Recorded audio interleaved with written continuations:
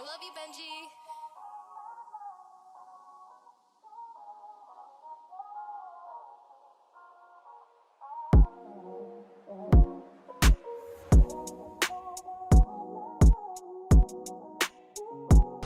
Challenge Once Media, hashtag TO Media, hashtag TO Radio, hashtag too many hashtags, keep hashtagging it out. And we back, man. Jay Shep, and y'all already see the setup. If y'all don't know what this is, you haven't been cultured enough. This is the good old barbershop, man. This is the foundation. This is the backbone of any black man. This, from your fade to the talks here, to the teaching lessons, to the growing pains, to all the learning. If you just have not experienced, especially the black barbershop talk, just go to your local black barbershop. Just sit in there for an hour, just learn. You got some OG knowledge. You got new game you're gonna get put on. You got the youngins trying to compete with the OGs. You got the OGs and not listening to the youngins. It's just a beautiful sight. But today, I'm here to interview a friend, man. I'm here to interview somebody, man, that we came from San Houston State University. He had $1 in a dream and really achieved it. You know, the DopeHuman, the dope barber, DopeJamal. How you doing, man? How you doing, man? Man, I'm good, bro. I'm good. I appreciate you. Just out here living in LA, making it work for me, man. That's all I can do. We go way back. Thanks. These years and came and went, man. But I'm glad to see us both in growth and where we at, man. It looks really good on both of us. Nah, for sure. And I think the thing is with doing this, like, for the people who don't know, I'm gonna look at the camera. For the people that don't know, we are actually out here in Los Angeles, California. You know, we came out here to work, and the work that we put in, y'all gonna definitely see. This interview is gonna be fire, especially with the edits. So when y'all are watching it right now, so congratulations. But the first thing I gotta say, bro, is first of all, you did this. So congratulations on that. Appreciate making the moves. First and foremost, we're gonna get into it. Born and raised Houston, Texas. Born and raised Houston, Texas. Grew up in a town, Needville, Texas, right outside of Houston for the most part. Back and forth between Missouri City and Needville. But yeah, I like to think that I'm a Houston native. You know what I'm saying? So for those who don't know Houston, you Houston. I'm Houston. Yeah, I'm Houston. Down to my bone. Yeah, for sure. And so I just gotta ask, man. See this art of being a barber. You know what I'm saying? Right. Not a lot of people think it's an art. I was like, bro, this is the artistry. You're improving people's self-esteem. You're helping people out with their image. Some people can't chop. You are a true artist, man. When did becoming a barber? When did you first realize that you even knew how to cut hair? Man, honestly, I was a kid and I used to, I used to do some devilish things when it came down to my little cousins and stuff with that dog. I used to, cut the hair off. I never thought too much of it, but as I got older, one of my older cousins actually gave me a pair of his clippers, and I just started cutting my hair, lining myself up, and these are clippers, these not trimmers. I'm lining myself up with some big clippers. However, over time, my mom trusted me enough to cut my siblings and my younger brothers, and it took off from there. Then I branched off to cutting cousins and then classmates, and then I got to school and started cutting some of my teammates in the locker room in football. So it just went from there, and ever since then, I've just been booming. So. Nah, for real. So you started off chopping off doll hair. Yeah. Chopping off the doll's hair, and then you go into obviously, cutting your siblings' hair, cutting your teammates' hair, and just kind of starting that foundation. So obviously enough, we're talking about you and barber, but I feel like one of the things we used to talk about all the time is you having that sports mentality and putting it into this. And so one thing I want to ask is, you being a former athlete, do you think you could put that mindset, and this is just for anybody that's listening, do you think you can put that mindset to anything else in life? So like you put that towards barbering, how much do you think that sports mindset affects you like right now? Man, greatly. I can honestly say just the discipline that my coaches provided, or that I had to provide for my coaches and for my teammates, just to show up every day, holding myself accountable when I messed up, that definitely played a huge part into my success. Like I definitely you know, it's trial and error with a lot of things, but for the most part, just having that structure and showing up on time and being punctual and meeting deadlines when it came to, you know, being an athlete, definitely played a big part in me being at the shop on time, making sure I getting my clients out on time. Right. Also, you know, with house calls, being at that, you know, at my client's home, you know, when he asked me to, just little stuff, you know. It's all like a muscle memory thing, you know, when you've done it for so long. And football and track and everything, it played a big part in my success today. So yeah, I feel that, and I can relate. You know, we were both former college athletes. Right. You know, both former college athletes. Now pursuing same Houston, right, and pursuing something that's way different than sports. You know what I'm saying? Totally different. And I feel like that's kind of funny that how this even works. So you got the sports background, right? Right. Start chopping your people's hair, stuff like that.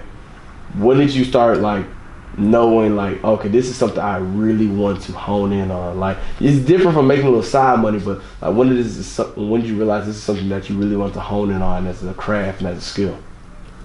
Well, I definitely knew, you know, in school it was helping me pay my bills. You know, in school, we was broke. Yeah, broke. We was broke. Listen, everybody thought I was, you know, paid because I'm cutting hair, but little they know I'm still paying bills, sending money back home. You know, I was still broke, still same struggle. However, I did end up taking a trip out to LA. I met up with some friends out here, and they branched me in and it connected me with, you know, a few influencers that opened up major doors for me. Right. And I realized the money that could be made out here in LA just doing what I love. So I built up a deeper passion for it, and I just said, you know what, I'm gonna make this a lifestyle. And it worked, and that's what motivated me to keep going in the game and like get better, work at my craft, and just, you know, perfect the things that I can here and there, and just, you know, just make it a lifestyle, really. So. Nah, for sure. And I'm gonna go ahead and be like, get into the real nitty gritty, that leap of faith moment, you know, that moment, cause like right. we even got the build up, and you started chopping in college, you did your teammates, we got the pass joints, but to get out here from we was in Huntsville, Texas. Huntsville. Right, we was in Huntsville, like at school, like you had to make some type of jump, you know, you had to come out here. How was it making that decision to even just come out to LA to pursue your dream, your goal that you had? Well, I'm gonna start with this. With me playing ball, man, back in Sam, it was a dope journey, you know, playing ball. But as soon as I got hurt, you know, nobody cared. You know what I'm saying? Like, here I am, dedicating my time, you know, to this, something that's, you know, for all of us. And I saw that, you know, once I got hurt, you know, didn't nobody really care. So I was just like, well, if they're not gonna care about me, I'm gonna care about myself. Right. So I took what I wanted to do to the next level by taking that leap of faith, you know, and doing what it is I wanted to do for me. For the first time, I had put myself first, and I decided that, you know, I spent some time in LA. It was dope. I don't know if LA is a place for me, right, but we're about to find out. True. So I took that jump. I got to LA, and, you know, I didn't have too much. All I knew is that I knew how to cut hair. I had a dope personality. I can talk to anybody, and it just, you know, I took it and I ran with it. And then, you know, for the first few months I struggled, but then after I got into my bag, got on my knees, and I just started speaking favor over my life, you know, the universe began to open up doors for me. God has come in, he swooped in and picked me up and planted me on my feet, and I was able to, you know, keep it going. And I don't know if you can say this out loud, but can you tell us some, like, a few of your clients that you've had, like, come through and bless the chair? Oh, man. Well, actually, I've had several people come in the shop. However, some of my bigger clients, you know, they book house calls. Because everybody, you know, always asking me about Chris Brown. That, to this day, has been one of my biggest clients. You know, he's an amazing guy, dope dude. His people, management, everything, really dope people. I've had him several times on the house call. I've worked with, I don't know if anybody know, but Vashawn Mitchell. He's also a gospel music artist. That was another one of my clients. I've had several people, Trippie, Red. Man, it's too many to count. It's casual really, yeah. You know what? You living good when it's like, man, the celebrity names is just, it's just too many. But that's a blessing though. But one thing that I can say is that, you know, no matter how many celebrities I work with, no matter, you know, what their status is or how much money they make, at the end of the day, they're all humans and they just want to be treated just like, you know, I treat you. You know what I'm saying? They don't want to be praised for sitting in your chair. They want to be a human. They want to have a human interaction, and so that's what you have to give to them. And you know, with favor, they're gonna keep coming your way. So true. I can say that much about it. I mean, look, keep doing that. And you got to keep being dope, right? Yeah. It's funny about that word dope. Dope. You know, DopeHuman. DopeHuman. DopeHuman brand. DopeHuman brand. What can you tell the people about that? Like I see the work that you've been doing. You've been doing a lot of work even in the community out here in LA. Right. You know, what is DopeHuman? Man, I want to say about 2 years ago, you know, it took me months to sit here and come up with something that I wanted to brand myself as. But lo and behold, it was right there before me. Just simply being a dope person, being a dope human. And what comes with that is just being that person that people can count on, rely on, somebody that stands up for themselves, somebody that's constantly putting in the overtime to do what it is to produce themselves a better life. Sure. You know, just being a dope individual, giving back, caring for others, being compassionate, showing love. You know, so I decided to brand it, and basically, you know, now DopeHuman is a nonprofit. We have community outreach events. In the future, we plan on having an athletic program for children to get them hip to sports outside of basketball and football. You know, if they want to play tennis, if they want to play soccer, I want to have those type of athletic events or just incorporate that into DopeHuman. So there's many different avenues that I'm trying to take DopeHuman. You know, DopeHuman to the moon for sure. But DopeHuman is how we branded ourselves, and as of in this moment, we have DopeHuman LA, DopeHuman Houston, DopeHuman Nebraska, and we also have DopeHuman Florida. And these are just volunteers who decided to, you know, partner with DopeHuman and help us get our name out there. So DopeHuman has come a long way, bro. And we not even a quarter of the way there. So. That's crazy, especially like the congratulations on the new location. You got Nebraska and you got Florida. My partner is actually in Nebraska. He went to school. Everybody like, Nebraska? What's in Nebraska? But my partner, DopeHuman partner, he actually lives in Nebraska. So he started DopeHuman Nebraska. Okay, gotcha. Oh, that makes sense. That makes sense. No, but that's dope, man. Damn. See, that's it's dope. It's dope. It's contagious. Yeah, it's contagious. And so I do have to ask you this, man. It's been right now, I feel like in the, I don't want to say influencer, but in the lane that you're going in, the barber lane, I've noticed a dope little switch. The one thing I've noticed about social media is not everybody gets a highlight. Right. And so with what you got going on, man, right now, I've seen like the Vic Blends, I've seen a few more barbers really kind of get into the influencer lane of this barberry. Is that how barberry? Yeah, the barber spectrum. Barber rim. Barberology. Barberology. Gotcha. Nah, so what I was gonna say is, how do you think DopeHuman brand, you being a barber, being dope out here, amazing with the cuts, how are you fitting in that influencer barber lane? Like, how are you managing that right now? Well, actually, to be honest with you, I'm not managing it. I'm actually doing the best that I can right now just to stay afloat mentally. With so many things, with so many irons in the fire, it's a lot to balance, to find balance. Like I said, I have my nonprofit. There's a lot of paperwork that comes with that, with DopeHuman. Right. And also trying to maintain social media content, you know. So I just literally had to bring somebody else in to help me, you know, juggle all that and manage everything so that this year could flow a little bit more smooth.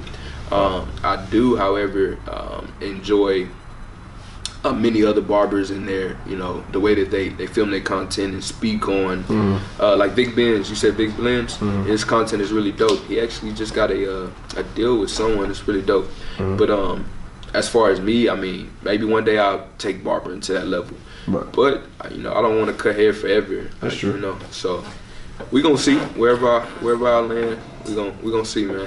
Nah, for sure. And so leads me into the question, you know, the hoodie's a little biased, we're gonna, you know, cover this up. But you know, I ask everybody this question that comes on T.O. Man, long journey. I've seen from college up, you know, so I've seen kind of like the progression. Right. We used to have this conversation when you was cutting my hair in college, which guys, by the way, he was my college barber actually out here, which is crazy. Probably a few of y'all barbers. You're right, exactly, a lot of my friends and myself, my line brothers and everything, you definitely started, you know, chopping us in college. But from then, those moments, right, the before moments, you know, the moments where you moved to LA, you know, that's a long journey, but everybody has a destination that they're trying to get to. Everybody has goals they want to achieve, things they want to see, stuff they want to accomplish.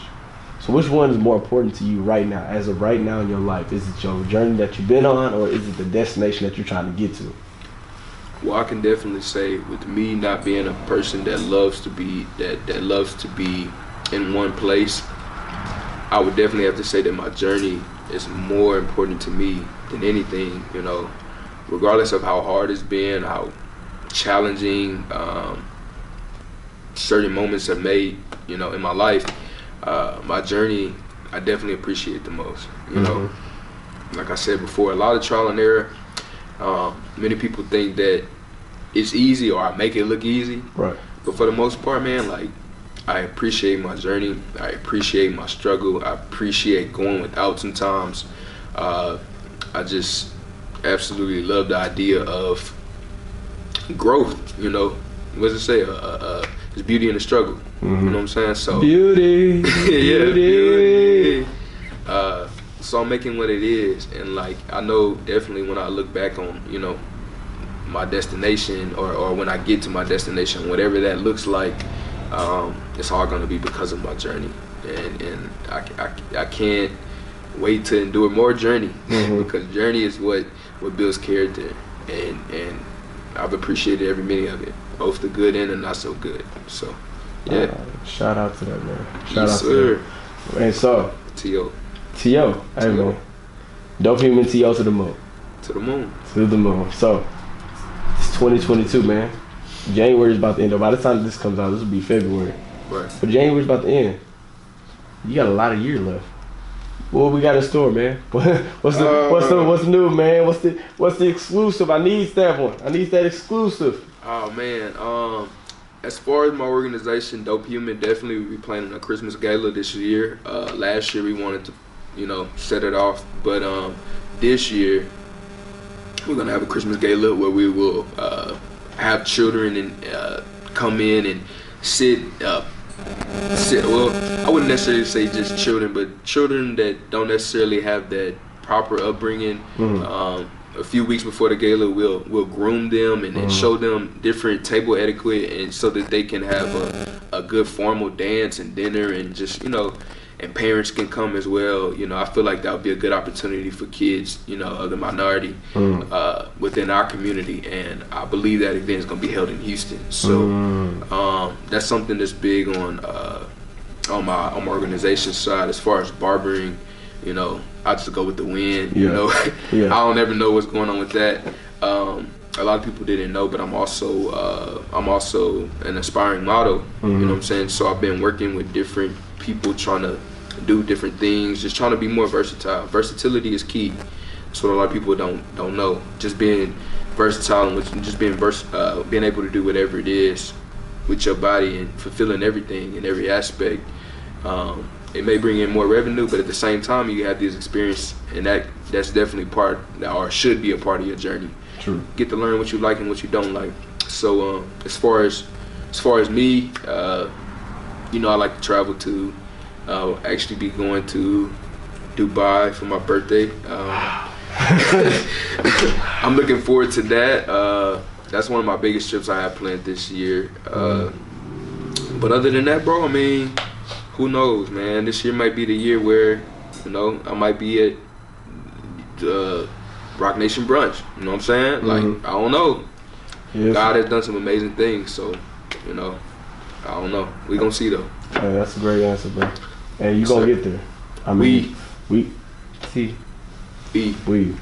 working out here, man. We've taken this from the college dorm, from the college apartments, to really then take this. You took in your brand and you moved out here to LA, and I'm giving myself a little one kudo here. I've taken my brand with my team. You got your team, but I've taken my brand and my team, and now we out here. We're able to come to LA to talk to people like you and other art, other creatives and everything like that. So we're here. So they know about us. What they need to do is, your social media is gonna be right there. Boom. It's gonna be the camera should be looking at you now. Right. My social media is gonna be right here. Boom. Right here. It's gonna be looking at me now. Y'all go follow us. Y'all go subscribe to myself on YouTube. Y'all go follow both of us on the socials. Y'all just tap in, man. DopeHuman, the talented one, and we gone. Peace. Cool. Great to see you.